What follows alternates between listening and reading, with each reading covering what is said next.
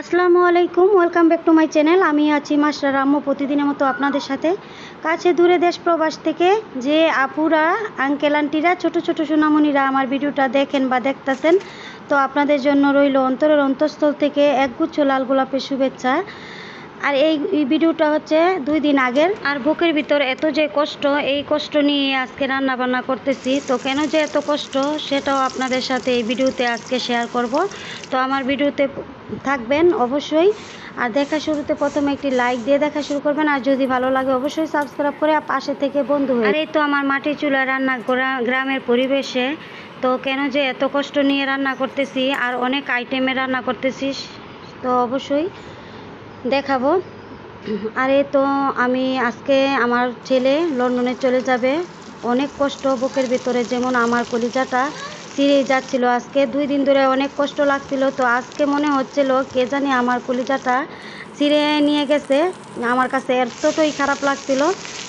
পরেও তো রান্না করতে হবে, খাওয়াতে হবে, ছেলেকে বিদায় দিতে হবে এই কষ্ট নিয়েই। আর আজকের রান্না বান্না হচ্ছে মুরগি গোস্ত আলু দিয়ে রান্না করব, ভেন্ডি ভাজি করব, আর পাবদা মাছ ভুনা করব, মুগ ডাল, রুই মাছের মাথা দিয়ে রান্না করব।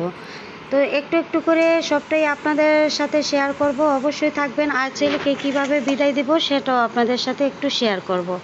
আর আমাদের গ্রামীণ জীবনযাপন তো এরকমই। বাইরে আমি ঘরের ভিতরে আমি রান্না করতাম আগে, তো ঘরের ভিতরে অনেক গরম রোদ উঠেছে, সেজন্য বাইরে মাটির চুলায় আমি রান্নাটা করি এইভাবে। আর এই ভিডিওটা করা ছিল 2 দিন আগে। আমি 2 দিন পরে ভয়েস দিয়ে আজকে ভিডিওটা পাবলিশ করব আপনাদের মাঝে। তো অবশ্যই আমার পাশে থাকবেন। আশা করি আমার ছেলের জন্য সবাই দোয়া করবেন, আমার পরিবারের জন্য সবাই দোয়া করবেন। আপনাদের জন্য আমি মন থেকে প্রাণ খুলে আপনাদের জন্য দোয়া করব।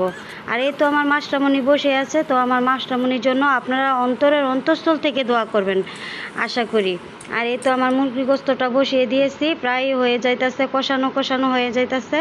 তারপরে আমি মুরগি গোস্তটা গ্যাসের চুলায় দিয়ে তারপরে আরেকটা রান্না বসিয়ে দিব।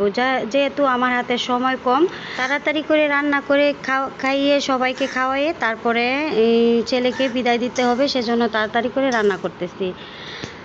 আর শর্টকাটে রান্না তো 2 চুলায় করতে হয়, তো 2 চুলায় রান্না করতে গেলে অনেক এলোমেলো হয়ে যাবে, সেজন্য 1 চুলায় বসাইছি এইখানে, আরেক চুলায় গ্যাসের মধ্যে এইখানে অর্ধেক করে রান্না করে গ্যাসের চুলায় আমি অর্ধেক রান্না করি। আর এই গরমে কে কেমন আছেন, কার কাছে কেমন লাগে অবশ্যই কমেন্ট সেকশনে এসে জানিয়ে দিবেন আমাকে।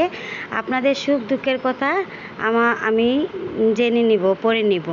আর আমি তো আপনাদের সাথে আমার দৈনন্দিন জীবন কেমন চলছে, কেমন আছি, কি করতেছি সবটাই আমি শেয়ার করতেছি। আর পুরোটা তো শেয়ার করা যায় না, সব কিছু শেয়ার করতে গেলে অনেকটাই মানে আমাদের এরকম একটা ফ্যামিলি, সব কিছু আমরা শেয়ার করি না ইউটিউব চ্যানেলে। যার সবাই একটা মানে আলাদাভাবে একটা আছে, ওইটা মানে নিজেকে নিজে বজায় রাখতে হয়। আর এই তো মুরগির গোস্তটা আমার হয়ে গেছে, এখন আমি ভেন্ডি ভাজিটাও বসিয়ে দিয়েছি। তো ভেন্ডি ভাজি হলে তারপরে আমি পাবদা মাছের যেই ভুনাটা করব, এই পাবদা মাছটাও রান্না করে নিব আর কি।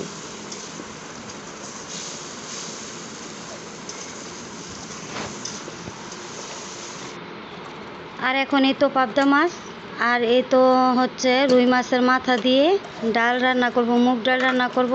আর এই তো মুগ ডালটা এই তো ইয়েতে প্রেশার কুকারে আমি সেদ্ধ করে নিয়েছি।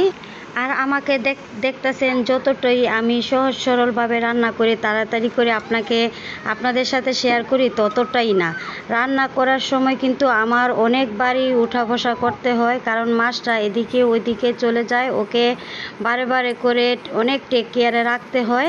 আর আমি কিন্তু অনেকটাই সারাদিন বিজি থাকি। মাছটার যেই কাজগুলো আছে, যেমন খাইয়ে দেওয়া, গোসল করা, ওকে মানে সম্পূর্ণ টেক কেয়ার করাই সারাদিনের আমার কাজ। তারপরে আবার আছে রান্না বান্না, সংসার গোছানো, আবার ঘরের কাজ আছে।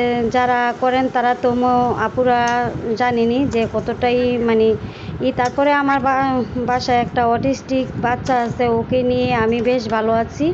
আপনারা আমার জন্য দোয়া করবেন যাতে করে আল্লাহ তাআলা আরও আমাকে শক্তি দান করে, আর আরও বেশি আমাকে ধৈর্যশীল বানিয়ে দেয়। আপনাদের কাছে এটাই আমার চাওয়া যে আপনারা আমার জন্য দোয়া করবেন। আর এই তো রান্না বান্না খাবার দাবার শেষ, এখন ছেলেকে বিদায় দেওয়ার পালা। তো সবাই রেডি হয়ে গেছে এখন। আর এই তো আর যে সময় মানে এখন তো আমার কাছে একটুই ভালো লাগছিল, ছেলে বাইরে মানে লন্ডনে পৌঁছে এখন ফোন দিয়েছে, আমার কাছে একটু একটু ভালো লাগতেছিল। তো বয়সটা দিতেছি ওই সময় 2 দিন পর। আর এই তো ছেলেকে বিদায় দেব, তো কেমন যে লাগে আমি নিজেও জানি না যে কেমন আমার কাছে লাগছিল, আর এখন কেমন যে লাগে তাও জানি না। তো সবাই আমার ছেলের জন্য, আমার পরিবারের জন্য দোয়া চাই আমি বারবারে আপনাদের কাছে, সবার কাছে। তো আজকের মতো বিদায় নিচ্ছি, আল্লাহ হাফেজ, দেখা হবে আরেকটি নতুন ব্লগে। আসসালামু আলাইকুম।